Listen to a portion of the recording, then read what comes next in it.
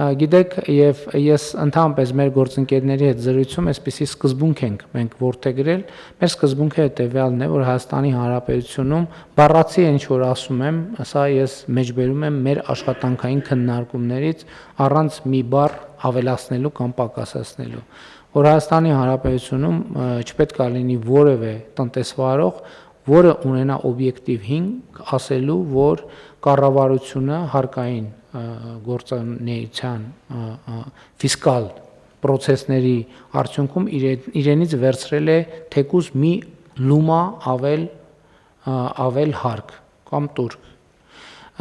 եւ բայց մյուս կողմից կառավարության դիրքորոշումն էլ այն է, որ չպետք է լինի տնտեսվարող, որ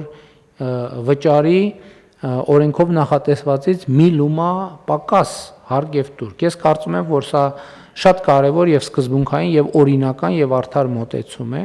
բայց այնուամենայնիվ, քանի որ մեր տնտեսվարողները այդ թեմաները բարձրացնում են, մենք շաբաթ օրը ունենք աշխատաժողովը մեր երկրորդ տնտեսական ոլորտի ներկայացուցիչների հետ եւ մենք այդ հարցը կքննարկենք։ Իհարկե, ես նախորդ շրջանում այդ նամակներից առնվազն մի քանիսը մակագրել եմ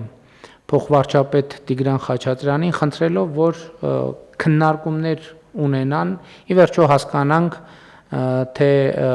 որ փաստարկն է, որ փաստարկն է արդարացի եւ որ փաստարկը ոչ այդքան, եւ մենք ըստ էության շաբաթ օրը կամփոփենք այդ քննարկումների արդյունքները, կլսենք փոխվարչապետին, որպեսզի գանք եզրակացություններ եւ գանք, այսինքն ձևակերպենք մեր մոտեցումը, բայց բոլոր դեպքերում մոտեցումը արդեն իսկ ձևակերպված է ոչ մի լումա ավել եւ ոչ մի լումա պակաս,